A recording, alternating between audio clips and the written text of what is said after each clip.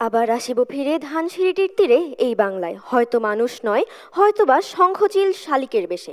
লিখেছেন কবি জীবনানন্দ দাশ। পৃথিবীতে এত চমৎকার সব জায়গা থাকা সত্ত্বেও দ্বিতীয় সুযোগ পেয়ে কেউ যখন বলে আমি ফিরে যেতে চাই আমার ফেলে আসা জন্মভূমিতে, তখনই বোঝা যায় শিকড়ের টান কতটা দৃঢ়। আর এই শিকড়ের টান কি কখনো প্রদর্শনের উপকরণ বলা যায়? আমরা মনে করি না। এমনই প্রেক্ষাপটে দাঁড়িয়ে আজ আমাদের বিতর্কের বিষয় নির্ধারিত হয়েছে সংস্কৃতি এখন পরিচয় নয়, প্রদর্শনের উপকরণ। যুক্তিসঙ্গত কারণে আমি আমার দল বিষয়টির বিপক্ষে অবস্থান করছি। ধন্যবাদ মাননীয় সভাপতি আমাকে কিছু বলবার সুযোগ দেওয়ার জন্য। আজ যে বিষয়গুলোতে আলোকপাত করা জরুরি তা হলো সংস্কৃতি, প্রদর্শন এবং প্রদর্শনের উপকরণ। সংস্কৃতি হলো কোনো সমাজের মানুষের বিশ্বাস, মূল্যবোধ, জীবনযাপনের পদ্ধতি, আচার অনুষ্ঠান, ভাষা, শিল্প, সাহিত্য এবং তার পারিপার্শ্বিক পরিবেশ থেকে অর্জিত দক্ষতা বা জ্ঞান। নৃতত্ত্ববিদ র্যাডক্লিফ ব্রাউনের মতে সংস্কৃতি সংস্কৃতির প্রতিটি উপাদান সমাজের কোনো না কোনো প্রয়োজন পূরণ করে, এবং সাংস্কৃতিক নৃতত্ত্ববিদ ইবি টেলরের মতে সংস্কৃতি একটি ক্রমবিকাশমান প্রক্রিয়া, যা হয়তো আমরা বিজ্ঞ প্রতিপক্ষ জানতে না, তাই তিনি বাঙালি ছেলে লুঙ্গি পরতে পারছে না বা বাঙালি মেয়ে শাড়ি পরতে পারছে না কেন তাই নেমেতে রয়েছেন। কিন্তু তারা তো জানে লুঙ্গি এবং শাড়ি কি, কিন্তু তারা তো জানে লুঙ্গি এবং শাড়ি কি, এবং তারা পাঞ্জাবি পরলেও চলবে, কারণ সংস্কৃতি সর্বদাই ক্রমবিকাশমান। আপনি বললেন মেঠোপথের হাঁটতে পারছে না, মেঠোপথ আছে কোথায়? এবার আসি প্রদর্শনে। উনি বললেন প্রদর্শন হলো মঞ্চ বা ক্যামেরায় তুলে ধরা বর্তমানে, কিন্তু আমি বলছি তা না। প্রদর্শন হলো নিজস্ব সংস্কৃতিকে মর্যাদার সাথে সচেতনভাবে উপস্থাপন করা। প্রদর্শন মোটেও নেতিবাচক কিছু নয়, কারণ আজকে আমরা বিতর্ক করছি, এটি প্রদর্শিত হবে বলেই মানুষ জানবে যে আমরা বাংলা সংস্কৃতি নিয়ে আজ বিতর্ক করছি। প্রদর্শনের মাধ্যমে আমরা নিজ সংস্কৃতিকে যুগের পর যুগ টিকিয়ে রাখতে পারবো এবং বিশ্ব দরবারে নিজের স্বকীয়তা তুলে ধরতে পারবো। কিন্তু কোনো কিছুকে যখন প্রদর্শনের উপকরণ বলা হয় তখন সেটি তার আধ্যাত্মিক গুরুত্ব হারিয়ে ফেলে, সংস্কৃতি বোধ থেকে বস্তুতে পরিণত হয়। কিন্তু আমরা মনে করি সংস্কৃতিকে বস্তুতে পরিণত করা নিঃসন্দেহে তার অবমাননা করা। আমাদের বিজ্ঞ প্রতিপক্ষ সংস্কৃতিকে প্রদর্শনের উপকরণ বলে যে রূপটি আমাদের সামনে তুলে ধরার চেষ্টা করলেন তা মূলত সংস্কৃতির একটি পুঁজিবাদী বিকৃতি মাত্র।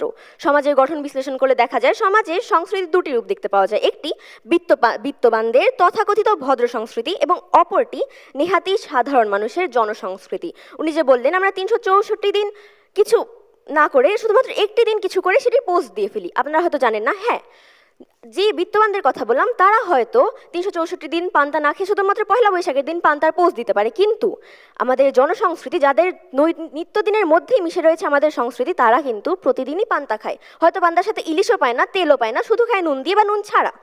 আপনারা কেন তাদের কথা ভুলে যাচ্ছেন?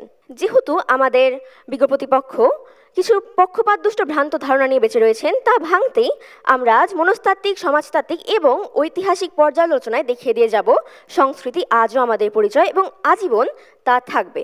আমি মনস্তাত্ত্বিক এবং আমার দলের পরবর্তী বক্তারা সামাজিক এবং ঐতিহাসিক দিকটি তুলে ধরবেন। উত্তাল সমুদ্রে বহমান জাহাজের নোঙরের মতোই সংস্কৃতি আমাদের ঘরে ফেরায়, বিশ্বায়নের স্রোতে আমাদের আত্মপরিচিতি নিশ্চিত করে। মাননীয় সভাপতি, আমাদের সংস্কৃতি মাঝির একাকিত্ব ভোলাতে ধরা ভাটিয়ালি, উত্তরবঙ্গের ভাওয়াইয়া, জীবন দর্শনের বাউল, কারবালার শোকগাথার জারি গানের, আমাদের সংস্কৃতি রূপকথা এবং গীতি কবিতার, এবং এগুলো যেন হারিয়ে না যায় তাই 1920 সালে ডক্টর দীনেশ চন্দ্র সেন ময়মনসিংহ গীতিকা সংগ্রহের সম্পাদনা করেন। রূপকথার সংগ্রহ করেন দক্ষিণারঞ্জন মিত্র মজুমদার এবং উপেন্দ্র কিশোর রায়চৌধুরী। এদের ছিল না কোনো লোক দেখানোর স্বার্থ বা অন্য কিছু, ছিল নিজের সংস্কৃতিকে বাঁচিয়ে রাখার চেষ্টা। হ্যাঁ, কিন্তু আমাদের বিজ্ঞ প্রতিপক্ষ বলছেন তারা অতীতের কথা ভুলে যেতে চান এবং আজকেরটা দেখতে চান। এখন কি হচ্ছে? এখন আমরা এসব কিছুই করছি না, ভুল তথ্য। কারণ বলে যেতে চাই 2017 সালে আমাদের লোকগীতিকে বাঁচিয়ে রাখতে বাংলাদেশ শিল্পকলা একাডেমি বাংলার সকল লোকগীতি থেকে 13,450টি গানের সংকলন প্রকাশ করে। তথ্যসূত্র newage.com। এখনও ফোকলোর এক্সপেডিশন বাংলাদেশ নামের একটি অলাভজনক গবেষণা কেন্দ্র নিয়মিত বাংলাদেশের বিলুপ্তপ্রায় লোককথা প্রকাশ করে, যা সমাজ মাধ্যমেই করে। বনবিবির কথা থেকে শুরু করে আলপনার ইতিহাস থেকে শুরু করে সবকিছু। এবং মনে করে দিতে চাই গত ডিসেম্বর মাসে ঘটে যাওয়া ছায়ানটে আগুন এবং হামলার ঘটনাটি। এর প্রতিবাদে হাজারেরও বেশি সাংস্কৃতিক কর্মী গানে গানে সংহতি প্রকাশ করেন। আকাশ বাতাস ধ্বনিত হয়েছিল তীরহারা এই ঢের সাগর পাড়ি দেবরের সুরে। কেন কোনো পারিশ্রমিক ছাড়া, কোনো লোক দেখানোর চেষ্টা ছাড়া, সংস্কৃতিকে প্রদর্শনের উপকরণ বানানো ছাড়া তারা এই কাজটি করলেন? কেন হাজার হাজার মানুষ, হাজার হাজার সাংস্কৃতিক কর্মী একত্রিত হলেন?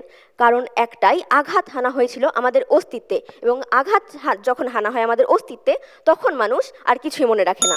তাই আসুন আমরা মেনে নিই, যতদিন আমাদের সংস্কৃতি থাকবে তা শুধু এবং শুধুমাত্রই আমাদের পরিচয় হয়ে বেঁচে থাকবে। ধন্যবাদ সবাইকে, ধন্যবাদ মাননীয় সভাপতি।